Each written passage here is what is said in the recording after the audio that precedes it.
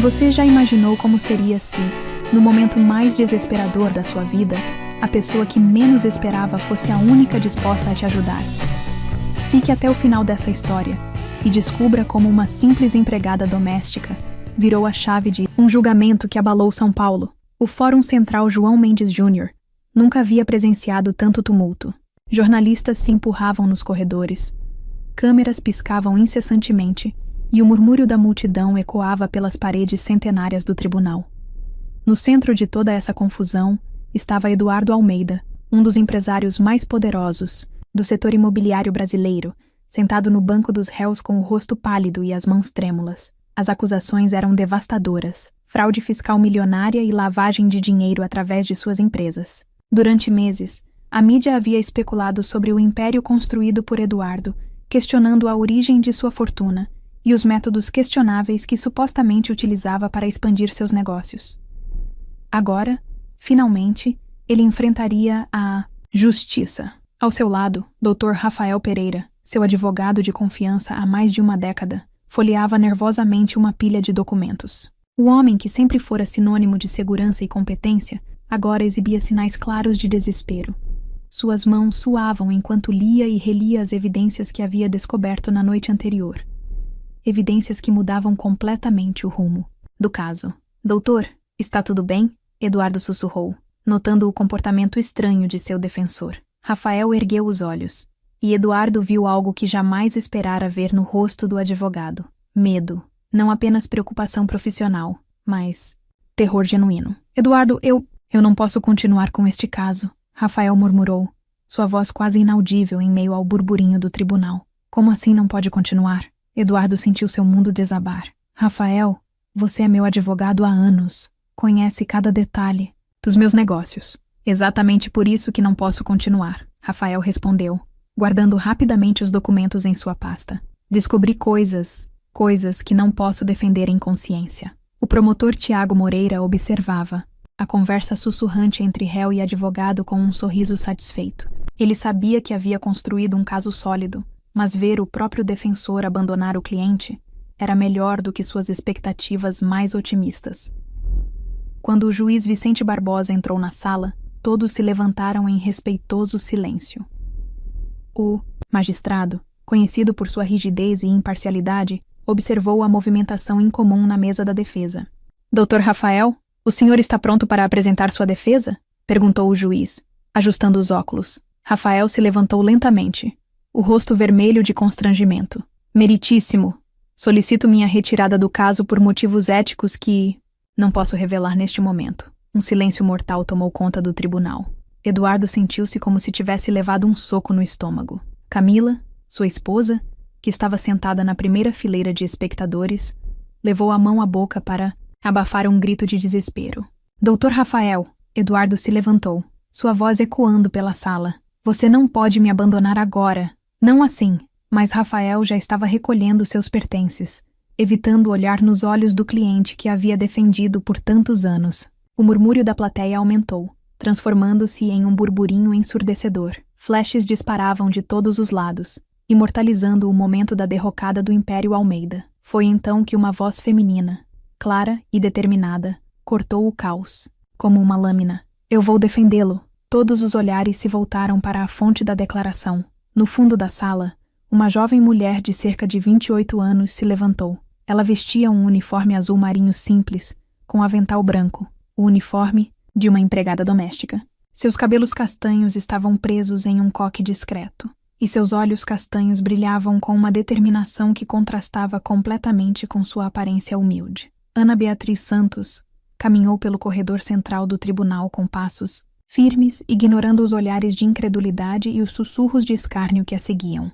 Ela havia trabalhado na casa dos Almeida por 5 anos, havia visto Eduardo nos seus melhores e piores momentos, e sabia em seu coração que o homem sentado no banco dos réus não era o monstro que a acusação pintava. Senhorita?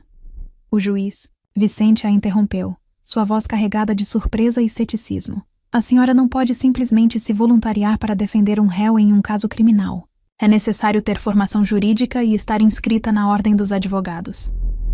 Ana parou diante da mesa da defesa, olhando diretamente nos olhos do juiz. Meritíssimo, com todo respeito, sei que não tenho diploma de direito. Mas conheço este homem melhor que qualquer advogado nesta sala. Se Vossa Excelência me permitir, gostaria de exercer meu direito de falar em defesa de alguém em quem acredito. Eduardo olhou para Ana com uma mistura de gratidão e desespero. Depois de anos sendo servido por ela, nunca imaginara que seria Ana quem se levantaria para defendê-lo quando todos os outros o abandonaram. E você? Já teve alguém que acreditou em você quando todos desistiram? Se sim, comente lealdade abaixo. Às vezes, a fé de uma pessoa vale mais que 1000 diplomas. 5 anos atrás, Ana Beatriz Santos desceu do ônibus na rodoviária do Tietê, com apenas uma mala surrada e R$ 20 no bolso. Aos 23 anos, havia perdido os pais em um acidente de carro na pequena cidade de Três Corações, em Minas Gerais, e decidira tentar a vida na capital paulista. Sem parentes na cidade grande e com apenas o ensino médio completo, suas opções eram limitadas. Eduardo Almeida havia acabado de brigar com Camila sobre a necessidade de contratar uma nova empregada doméstica. A anterior havia pedido demissão após Camila tratá-la com desdém e autoritarismo excessivo. Quando a agência de empregos ligou falando sobre uma jovem do interior, Eduardo decidiu dar uma chance contra a vontade da esposa. Ela é muito nova, Eduardo, Camila reclamara na época. E essa gente do interior não tem a sofisticação necessária para trabalhar em nossa casa. O que vão pensar nossos convidados? Mas Eduardo, contrariando as objeções da esposa, contratou Ana Beatriz. Havia algo em seus olhos, uma determinação silenciosa que o lembrava de si mesmo quando era jovem e lutava para construir seu império imobiliário. Nos primeiros meses, Ana observava tudo em silêncio. A mansão nos Jardins era maior que sua cidade natal inteira, com seus 5 quartos, piscina e jardim impecável. Mas foi observando a dinâmica familiar que ela realmente conheceu Eduardo Almeida. Diferente da imagem pública de empresário implacável, Ana descobriu um homem que chorava sozinho em seu escritório quando pensava que ninguém estava vendo. Ela o viu atender ligações de madrugada, autorizando pagamentos de cirurgias para funcionários que nem conhecia pessoalmente. Presenciou Eduardo enviando doações anônimas para orfanatos e asilos, sempre pedindo sigilo absoluto. Por que o senhor não torna essas doações públicas? Ana perguntara certa vez, após vê-lo assinar um cheque de R$ 50.000 para um hospital infantil. Eduardo sorriu tristemente. Porque caridade verdadeira não precisa de plateia, Ana. Se eu fizesse isso para aparecer na mídia, seria marketing, não bondade. Ana também observou como Camila tratava o marido. Nos jantares sociais, ela era a esposa perfeita, sorridente e elegante. Mas quando estavam sozinhos, suas palavras eram afiadas como navalhas. Ela criticava suas roupas, seus hábitos, suas decisões empresariais. Eduardo suportava tudo em silêncio, talvez por amor ou talvez por cansaço. Houve uma noite específica que marcou Ana para sempre. Eduardo chegara em casa devastado, após perder um grande contrato para um concorrente. Camila o recebeu com frieza, reclamando que o fracasso dele afetaria a reputação social da família. Ana, que estava organizando a cozinha, ouviu Eduardo dizer baixinho: "Às vezes eu me pergunto se alguém nesta casa realmente me conhece." Foi nessa noite que Ana decidiu que, independente do que acontecesse, ela sempre estaria do lado de Eduardo, não por ser seu patrão, mas por reconhecer nele um homem bom perdido em um mundo que só via sua riqueza. Durante os 5 anos seguintes, Ana se tornou mais que uma empregada. Ela era a única pessoa na casa que realmente via Eduardo como ser humano. Ela sabia de suas inseguranças, seus medos, sua generosidade escondida. Sabia que ele acordava às 5 da manhã, não para trabalhar, mas para alimentar os gatos de rua que se reuniam no portão da mansão. No presente, o tribunal fervilhava, com os questionamentos do juiz Vicente sobre a competência de Ana para defender Eduardo. O promotor Tiago Moreira protestava veementemente, argumentando que permitir tal aberração seria transformar o tribunal em circo. "Meritíssimo", Ana disse com voz firme. "Eu posso não ter diploma, mas conheço este homem há 5 anos. Vivi em sua casa, vi seus momentos íntimos, suas decisões pessoais. Sei quem Eduardo Almeida realmente é por trás das manchetes sensacionalistas." O juiz Vicente ajustou os óculos, claramente dividido entre o protocolo legal e a curiosidade sobre o que aquela jovem determinada tinha a dizer. Eduardo olhava para Ana com uma mistura de gratidão e incredulidade. Camila, na plateia, mantinha o rosto pálido e as mãos entrelaçadas, visivelmente nervosa com o rumo inesperado dos acontecimentos. Muito bem, o juiz finalmente decidiu. Considerando as circunstâncias excepcionais e o abandono súbito da defesa, permitirei que a senhorita fale em nome do réu, mas sob supervisão da corte e com as devidas ressalvas sobre sua falta de formação jurídica. Ana Beatriz Santos havia acabado de conquistar o direito de defender o homem que, sem saber, havia mudado sua vida no momento em que decidiu dar uma chance a uma jovem desconhecida do interior mineiro. Ana Beatriz respirou fundo enquanto organizava os poucos papéis que tinha sobre a mesa da defesa. Suas mãos tremiam levemente, não de medo, mas de adrenalina pura. Ao seu redor, o tribunal fervilhava com a expectativa de presenciar algo inédito na história jurídica brasileira. Uma empregada doméstica defendendo seu patrão milionário. O promotor Tiago Moreira se levantou com um sorriso sarcástico no rosto. Alto, imponente, com seus 50 anos de experiência em tribunais, ele via Ana como um obstáculo menor em seu caminho para uma condenação que impulsionaria sua carreira política. Ajustou a gravata e caminhou em direção ao júri com a confiança de quem já havia vencido a batalha antes mesmo de começar. Senhores jurados, Tiago começou com voz teatral. Estamos aqui para julgar crimes graves contra o erário público. Eduardo Almeida desviou milhões dos cofres brasileiros através de esquemas complexos de lavagem de dinheiro. E agora, em um último ato de desespero, pretende transformar este tribunal em palco de uma encenação ridícula, usando uma funcionária sem qualquer qualificação legal. Ana sentiu cada palavra como um tapa no rosto, mas manteve-se firme. Eduardo, ao seu lado, sussurrou. Ana, você não precisa fazer isso. Posso conseguir outro advogado. Não, Ana respondeu baixinho, mas com determinação. Chegamos até aqui. Eu não vou desistir agora. Tiago continuou sua argumentação por quase 1 hora, apresentando documentos bancários, transferências suspeitas e relatórios da Receita Federal. Cada peça de evidência parecia mais condenatória que a anterior. Quando terminou, o silêncio no tribunal era ensurdecedor. A defesa pode proceder, anunciou o juiz Vicente, olhando para Ana com uma mistura de curiosidade e ceticismo. Ana se levantou lentamente, sentindo o peso de centenas de olhares sobre ela.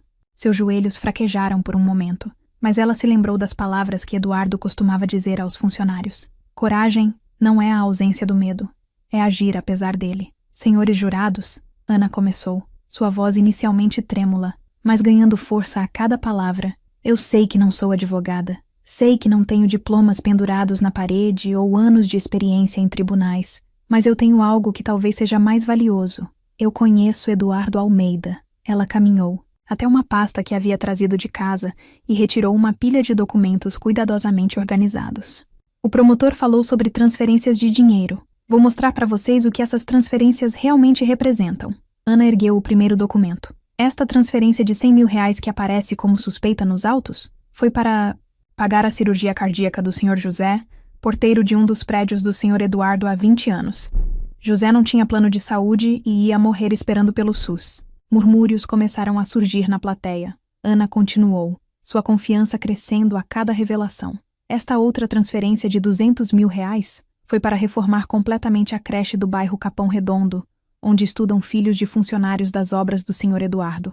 Ele não quis que seu nome aparecesse para não parecer marketing. Tiago se levantou, protestando. Meritíssimo, a defesa não pode simplesmente inventar justificativas para... Eu tenho provas. Ana o interrompeu, surpreendendo a todos com sua firmeza. Ela ergueu uma pasta cheia de documentos, recibos, contratos, fotos das obras, depoimentos das pessoas beneficiadas, tudo aqui. O promotor empalideceu. Em anos de investigação, ele não havia encontrado essas informações, porque todas as doações eram feitas de forma completamente anônima e legal. Ana continuou por mais 40 minutos, desmantelando metodicamente cada acusação com evidências que apenas alguém de dentro da casa poderia ter reunido. Ela mostrou como Eduardo mantinha um fundo secreto para ajudar funcionários em dificuldades, como pagava bolsas de estudo para filhos de famílias carentes, como suas empresas sempre pagavam impostos em dia. Senhores jurados, Ana concluiu, sua voz agora firme e clara. O homem que está sentado ali não é um criminoso. É alguém que dedicou sua vida a ajudar outros, mas sempre em silêncio, sem buscar reconhecimento ou benefícios fiscais. Se isso é crime, então vivemos em um mundo onde a bondade é punível. Quando Ana terminou, o silêncio no tribunal era diferente. Não era mais descrença, mas admiração. Mesmo Tiago Moreira parecia abalado pela apresentação inesperadamente competente da empregada doméstica. Eduardo tinha lágrimas nos olhos. Pela primeira vez em meses, sentiu uma fagulha de esperança. Camila, na plateia, observava Ana com uma expressão complexa que misturava admiração e algo que parecia muito com inveja. Nunca havia visto o marido ser defendido com tanta paixão e conhecimento. Os jornalistas presentes já digitavam furiosamente em seus celulares. A história da empregada que enfrentou o Ministério Público e venceu a primeira batalha estava se espalhando pelas redes sociais como fogo. O juiz Vicente bateu o martelo. A sessão está suspensa para análise das evidências apresentadas pela defesa. Retornaremos amanhã às 9 horas. Enquanto o tribunal se esvaziava, Ana permaneceu sentada, tremendo agora que a adrenalina começava a passar. Eduardo se aproximou dela. Ana, eu não sei como te agradecer. Você acabou de salvar minha vida. Ana sorriu timidamente. Senhor Eduardo, eu apenas disse a verdade que eu via todos os dias, mas que ninguém mais queria enxergar. Que reviravolta incrível! Você já subestimou alguém por sua profissão ou origem? Comente humildade, se você acredita que a sabedoria não vem só dos bancos escolares. Na noite seguinte ao primeiro dia de julgamento, Ana chegou à mansão dos Almeida com a mente fervilhando. A vitória inicial no tribunal havia lhe dado confiança, mas também despertara uma curiosidade perigosa. Se Eduardo era inocente das acusações principais, de onde vinham as evidências tão convincentes? Enquanto organizava os documentos na biblioteca, Ana notou algo estranho. Algumas das transferências bancárias mencionadas pelo promotor Tiago não constavam nos arquivos pessoais de Eduardo. Eram operações que passavam pelas empresas dele, mas que ele aparentemente desconhecia. Ana, você ainda está trabalhando? Camila apareceu na porta da biblioteca, elegante em seu roupão de seda bordado. Seus cabelos loiros estavam perfeitamente arrumados mesmo àquela hora da noite. Estou apenas organizando alguns documentos para amanhã, dona Camila, Ana respondeu, tentando esconder os papéis suspeitos. Camila se aproximou, seus saltos ecoando no piso de mármore. Ana, preciso conversar com você sobre essa situação no tribunal. Situação? Ana ergueu os olhos, percebendo algo diferente no tom de voz de Camila. Essa defesa que você está fazendo do meu marido é muito nobre da sua parte, mas talvez você não conheça Eduardo tão bem quanto pensa. Camila se sentou na poltrona de couro, cruzando as pernas com elegância estudada. Como assim, dona Camila? Você vê apenas o que ele quer que você veja, a face bondosa, caridosa. Mas um homem não constrói um império como o dele sem sujar as mãos. Camila tomou um gole do vinho que carregava. Há coisas sobre os negócios da família que uma empregada não deveria saber. Dona Camila, com todo respeito, eu cuido desta casa há 5 anos. Sei de cada documento que entra e sai daqui. Ana, Camila a interrompeu, sua voz agora mais dura. Você está brincando com fogo. Há pessoas poderosas que querem ver Eduardo na cadeia. Se você continuar cavalcando, pode descobrir coisas que vão destruir toda a família. Algo no tom ameaçador de Camila fez Ana se levantar. Dona Camila, a senhora está tentando me desencorajar de defender seu próprio marido? Camila riu, mas foi um som sem humor. Estou tentando proteger você, querida, e proteger o que resta da nossa reputação. Depois que Camila saiu, Ana continuou examinando os documentos com ainda mais determinação. Foi então que encontrou uma pasta escondida atrás dos livros jurídicos. Investimentos Camila Lita. As mãos de Ana tremeram enquanto folheava os papéis. A empresa de Camila estava envolvida em transações com firmas fantasmas, lavagem de dinheiro através de compra e venda fictícia de imóveis, e ela usava o CNPJ das empresas de Eduardo para legitimar as operações. Meu Deus, Ana sussurrou. Ela estava usando o nome dele. A porta se abriu novamente e Eduardo entrou, parecendo exausto. Ana, você ainda está aqui? São quase 00:30. Ana olhou para ele, vendo a preocupação genuína em seus olhos. Cansados. Como contar a um homem que sua esposa o estava traindo criminalmente?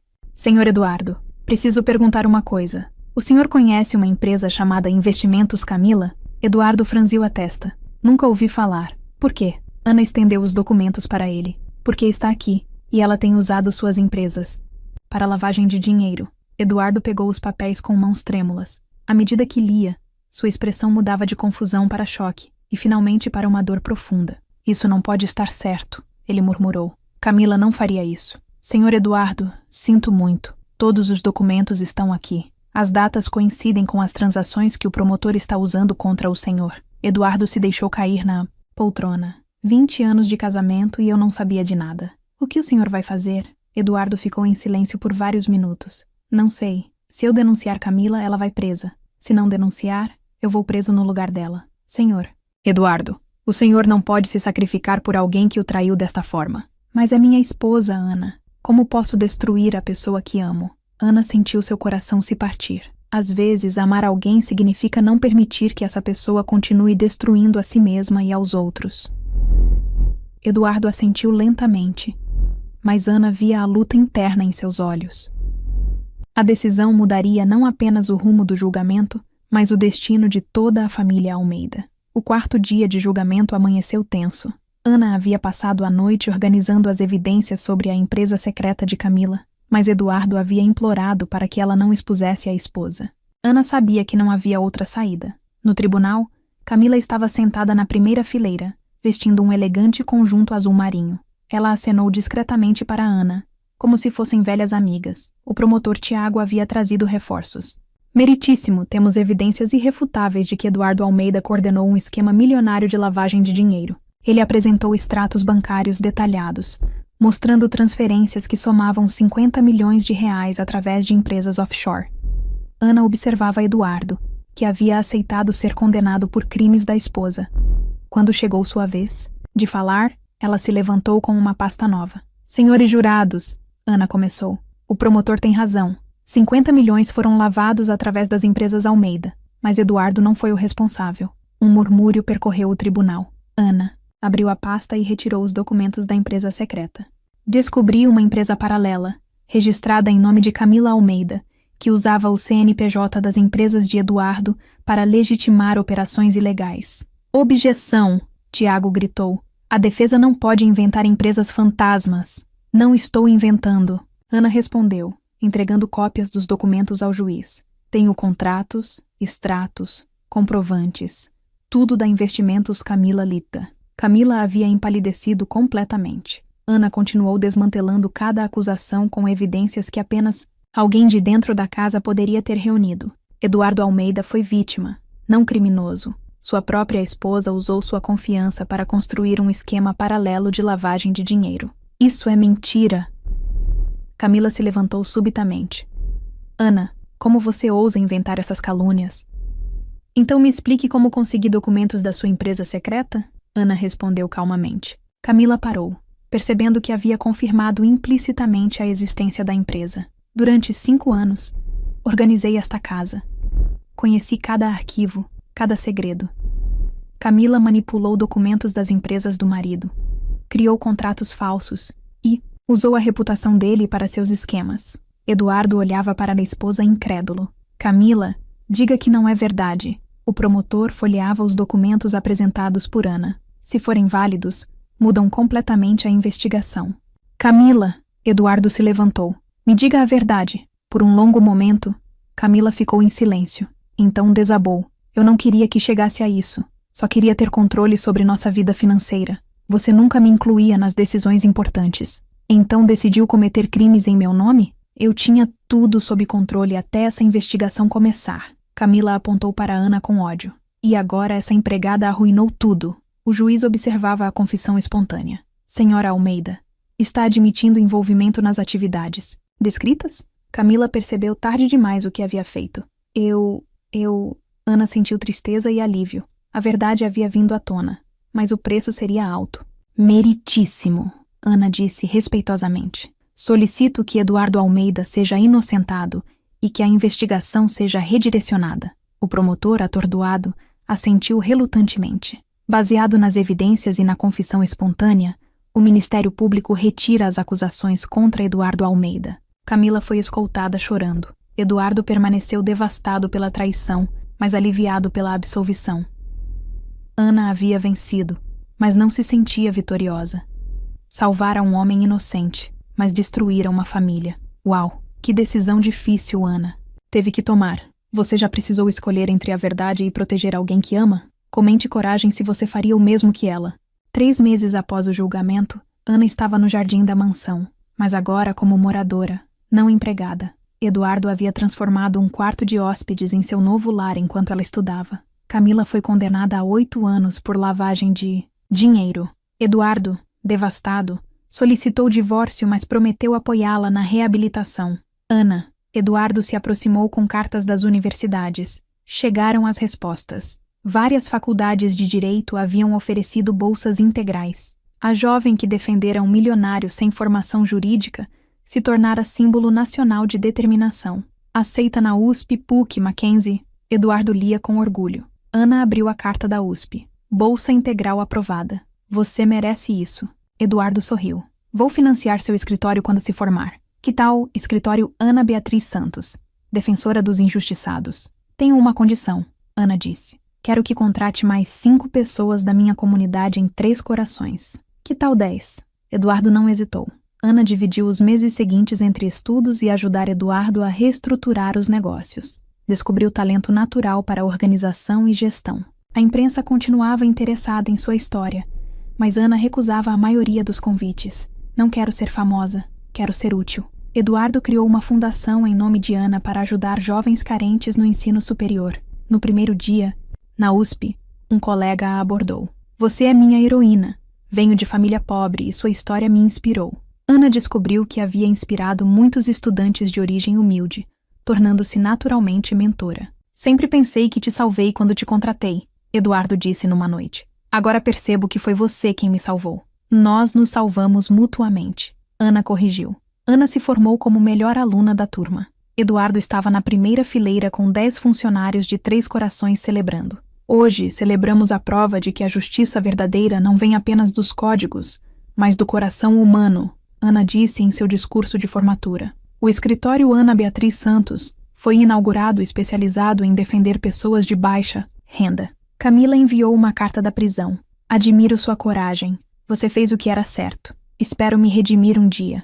Na inauguração, Eduardo perguntou. Você se arrepende de ter me defendido? Ana olhou pela janela, vendo jovens advogados inspirados por sua história. Defender você foi a melhor decisão que já tomei. Me levou a descobrir quem realmente sou. Eles brindaram silenciosamente. Do lado de fora, uma placa dourada brilhava. Escritório Ana Beatriz Santos, Advocacia e Justiça Social. A empregada que desafiou um sistema havia se tornado a advogada que mudaria muitas vidas. E esta era apenas o começo. E aí, o que você achou dessa história incrível de Ana Beatriz? Deixe seu comentário dizendo qual foi a parte que mais te emocionou. Se essa história te inspirou, deixe seu like para que mais pessoas possam conhecer essa lição de coragem e lealdade. Inscreva-se no canal para receber mais histórias que vão tocar seu coração e mudar sua perspectiva sobre as pessoas ao seu redor. A próxima história pode ser ainda mais surpreendente.